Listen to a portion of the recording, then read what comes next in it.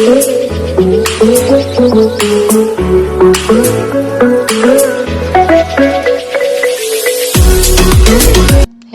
दोस्तों, कैसे हैं आप सब। आशा करती हूँ आप सब अच्छे होंगे और आप सबकी दुआओं से मैं भी बहुत अच्छी हूँ।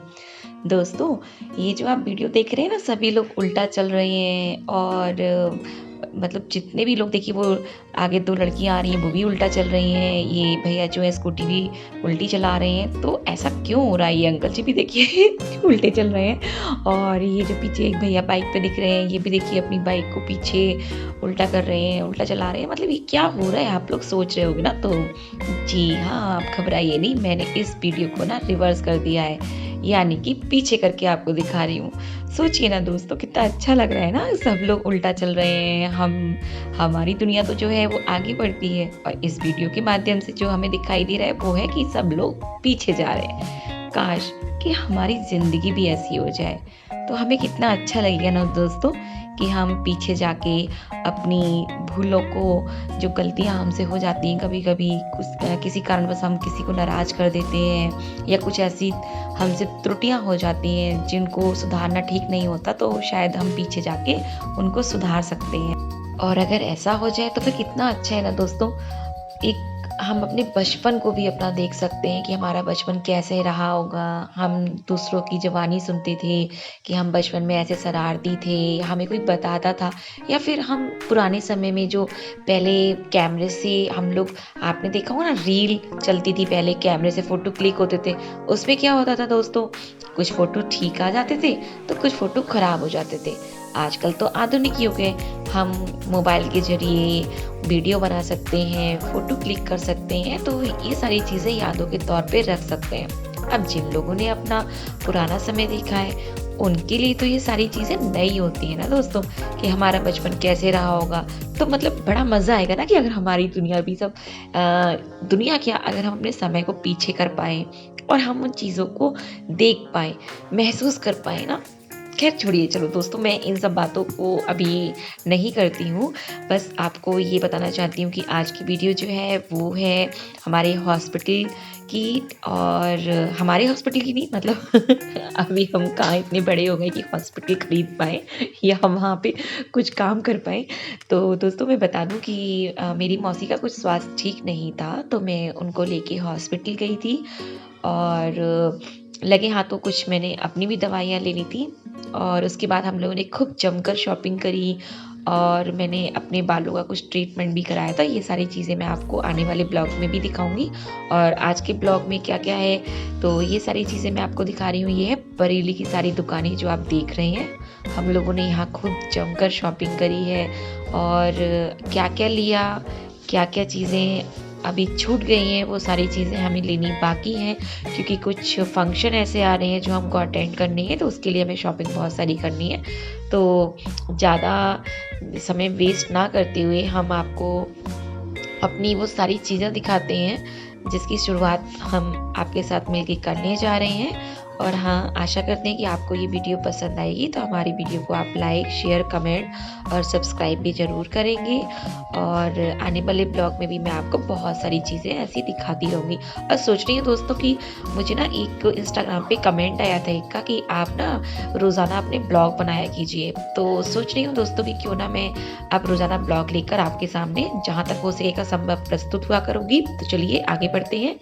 देखिए, मैं अपनी मौसी के साथ मेरी पीछे आ रही हैं, हम निकल पड़े हैं टेम्पो के लिए। हमको टेम्पो नहीं मिल रहा था, जिस हॉस्पिटल हमको जाना था, तो हमें थोड़ा आगे जाना पड़ा।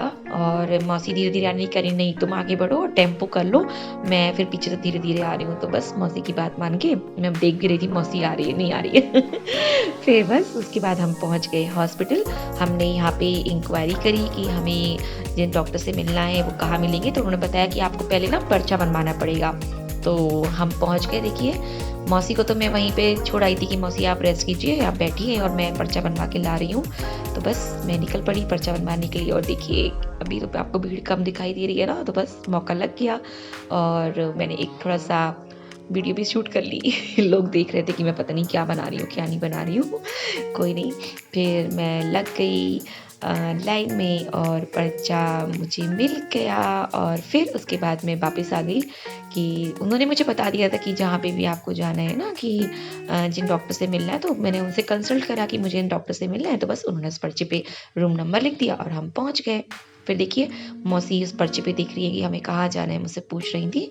तो मैंने कहा मौसी बस आप परेशान मत होइए, मेरे साथ-साथ आप चलिए।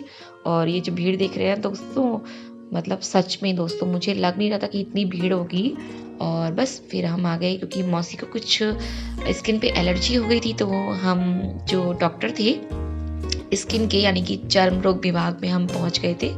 तो बस हम अपनी लाइन में अपना इंतज़ार कर रहे थे और उसके बाद हम फिर निकल गए।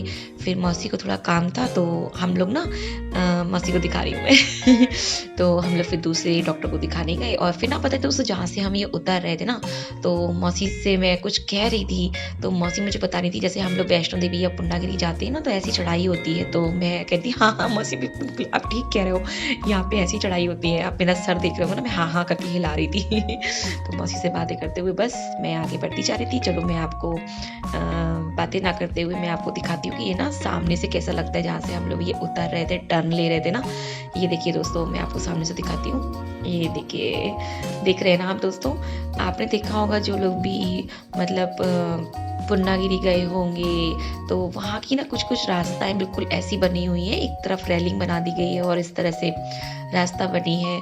कुछ कच्चे रास्ते भी हैं और जिनको कुछ दिक्कत होती है ना तो बस उनके लिए हेलीकॉप्टर की सुविधा भी है कि वो एक गंतव्य स्थान होता है, पहुंचने के बाद आप हेलीकॉप्टर से यात्रा कर सकते हैं। भगवान ने चाहा तो मैं आपको कभी वहाँ का भी टूर दिखाऊंगी, जल्दी वहाँ पे भी सोच रही हूँ जाने के लिए।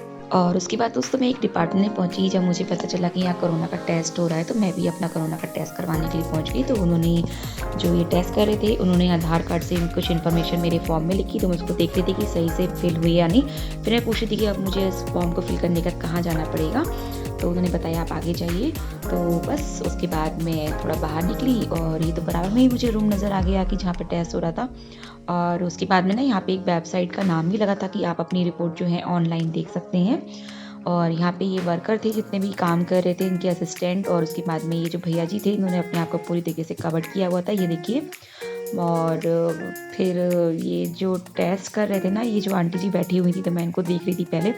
और इन्होंने ये जो नाक में डाला था ना दोस्तों, मुझे सच में बस टेस्ट कराने में ना इसी चीज़ से डर लगता है कि पता नहीं कितना अंदर तक ये डालेंगे। और बस पीछे फिर एक अंकल जी का नंबर आ गया, उसके बाद मेरा नंबर था।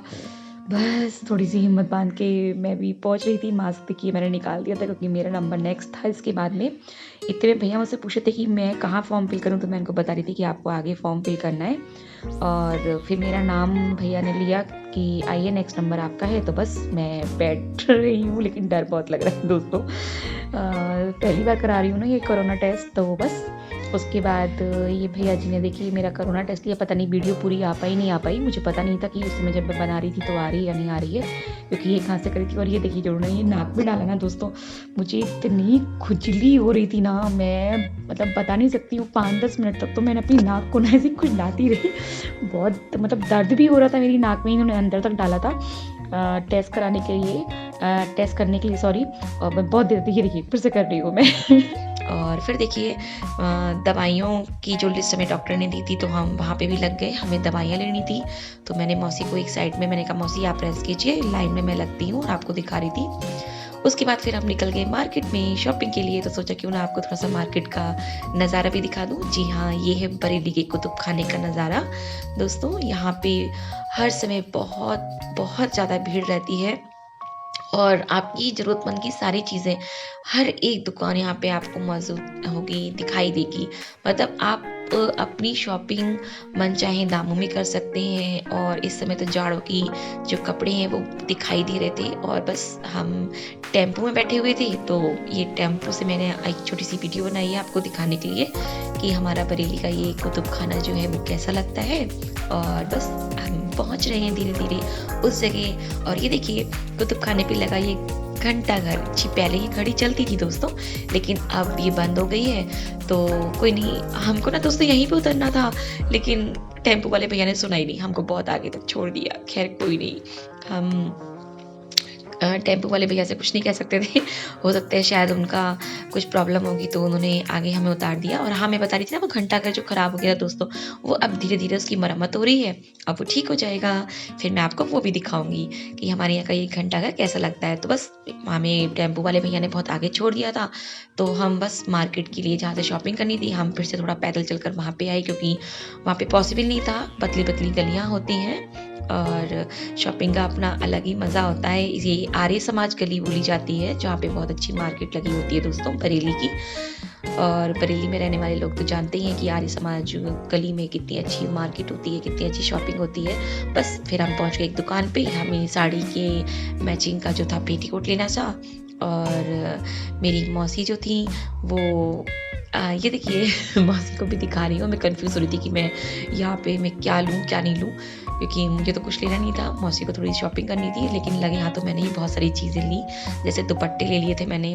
और मुझे एक ये बहुत अच्छा लगा था ना दोस्तों, इसमें सितारे लग रहे थे, तो मैंने ये ब्लैक वाला भी ले लिया था। और भी बहुत सारी चीज़ थी, ये देखिए मैचिंग के ब्लाउज़ थे।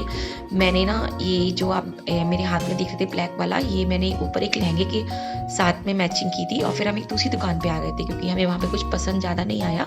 तो ये एक आर्य समाज गली में एक छत पर ये शॉप बनी हुई है। इनकी दुकान पे भी ना दोस्तों मैचिंग के बहुत प्यारे-प्यारे रेडीमेड ब्लाउज़ थे, नेट के, स्टोन के और बहुत सारे। तो ये भैया मुझे देख रहे थे ना, मतलब मेरी मौसी को दिखा भी रहे थे और मुझे भी देख रहे थे कि मैं क्या शूट कर रही हूँ, क्या बना रही हूँ, मुझसे बाद में पूछ रहे थे।